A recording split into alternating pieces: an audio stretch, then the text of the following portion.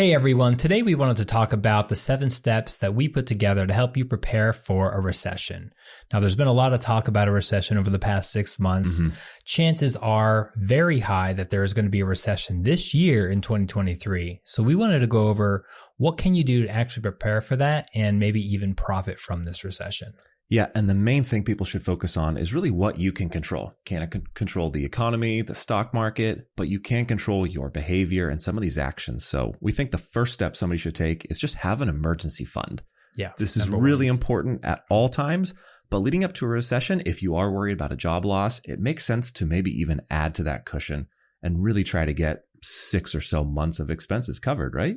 Yeah, I mean, the standard rule of thumb is 3 to 6 months, but if you feel like you're not quite as secure in your job or employment or even your income, then obviously you'd want to kind of buffer that a little bit with an extra month or two. Yeah, absolutely. Yeah. For sure. And then you should look at paying off high interest debt, going into recession as you're thinking about a loss of cash flow. Seeing these fixed high interest debts is pretty intimidating to think about.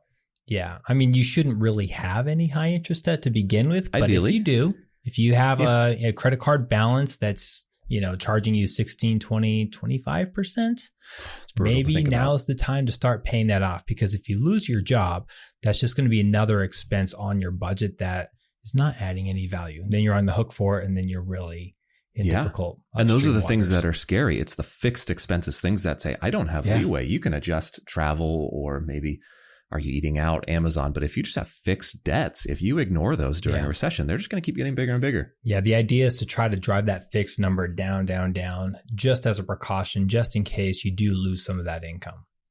So number 3 on the list, we have tighten up the old belt. Look at your expenses. Yeah. Yep. It's always good to review budgeting. It's not always the favorite activity for many people. We know this, but if you are worried about a recession, I like it too. I think it's helpful, and I think it's healthy to review.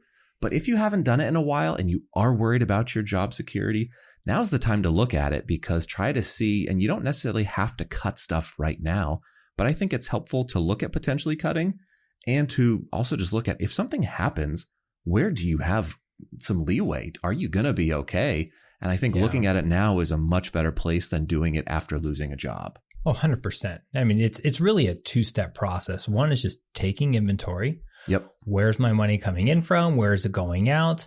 And then number 2 is, where can I actually cut that excess, especially if you feel like a recession is coming. It's all about risk management at this stage. Yeah, I think so. And maybe even looking at, if you do have any planned big expenses, say you are going to renovate a home, maybe try to upgrade a car, maybe a big vacation.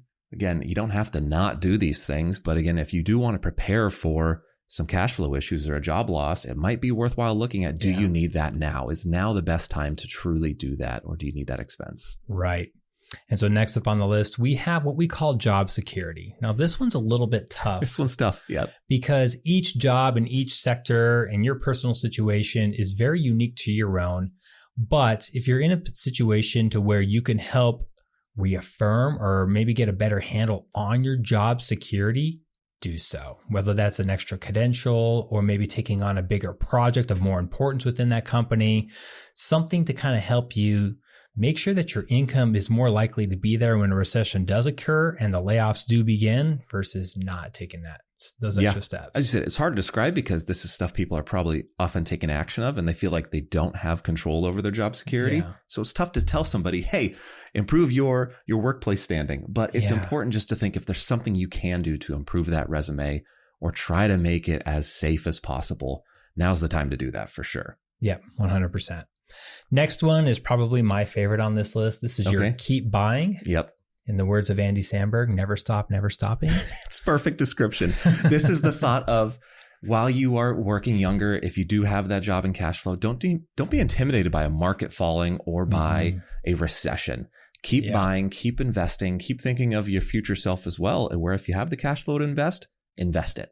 Yes. And we actually did a video on this about a month or 2 back, so you can go ahead and take a look at it. But we did a study that said that the best time to actually buy is whenever the unemployment rate really is high, which of course, as we know, is in a recession. Yep, absolutely. And so it just kind of reaffirms that idea of always keep buying, especially if you're earning an income and you have those extra savings and you have your automatic contributions going into your investment account. keep that up, because your next 5 returns are going to be, next 5 years worth of returns are going to be averaging about 75%. That's the average return versus a 25% whenever the unemployment rate is low. Yeah, you had basically 3 times the return for the 5 years following high unemployment. And again, that's one of the biggest indicators of a recession is what we're talking about, somebody losing their job. And how do you prepare for this? Yeah. And so thinking about cutting off investing is a dangerous game to play. No, it may feel like that's what your gut reaction is, maybe I should actually stop making these contributions. No, that's the exact wrong thing to do. And I think I would even throw in this bucket I'm going to go to all cash as well. I'm going to lump in with keep buying I'm bailing out. Don't bail. None of this helps. And we've both personally spoken to people that bailed out in 2008 out of their 401ks and things, and they were still in cash today.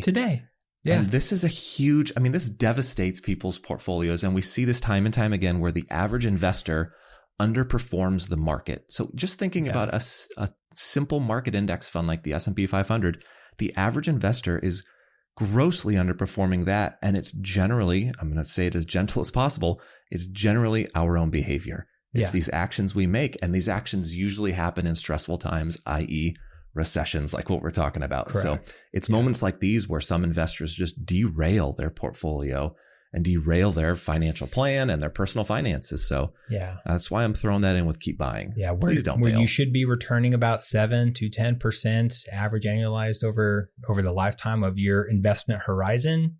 The average investor returns about 2.9%, just under inflation. It's brutal.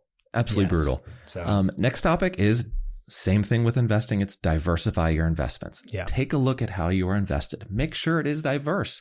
A lot of people like to invest in the same sector they know and they work in. So you'll see tech employees maybe take an outsized bet on the tech industry in the stock market.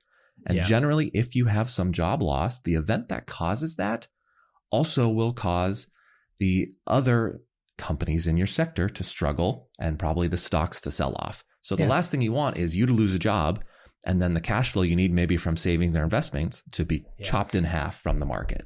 Yeah, not unusual at all. So it's not uncommon at all to see somebody working within Google, right? So your income is tied to Google. You have Google RSUs or Google shares, and a big part of your net worth is tied up in Google.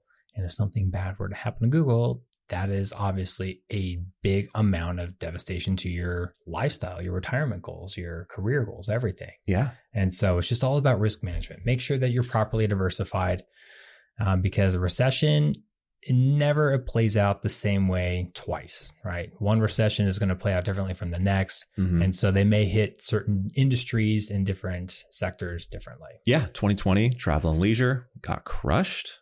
Yeah. 2008, you've got banking and real estate. Yeah. Early 2000s, you have tech. So you never know what sector this is going to be that really gets hit the hardest. So while they're all hit in some capacity, some really get devastated. So just making sure you're diverse with your investments. That could be looking at things like index funds and ETFs, making sure you're not overly concentrated in one stock pick or again, in that company that you happen to work for. And even asset classes, right? So if you're a little bit older and you're approaching retirement, make sure that you're not 100% stocks unless you have just going hardcore. You have just a really tough stomach. So unless you can handle it. Yeah. Absolutely. And the last one that we want to talk about is trying to keep a long-term perspective. So since 1857, the average recession occurs about every 3.75 years. Mm-hmm. And so the point that you want to take away from all this is that recessions are normal. It's a normal course of life, of human society. And I would even argue that it's actually very, very necessary. Yeah. So I like to think of recessions as sort of the economic Darwinism of our society. It sort of just flushes out all the excesses and the inefficiencies within any economy. And so don't be intimidated by it. You know, they do occur, but I guess the important thing is that there's always going to be a recovery. So don't panic, don't sell out, and make sure that you're adequately prepared for this. So with that, if you have any questions or comments, please feel free to reach out to us. You can reach us at thewealthfix.com, and we'll see you next time. See ya.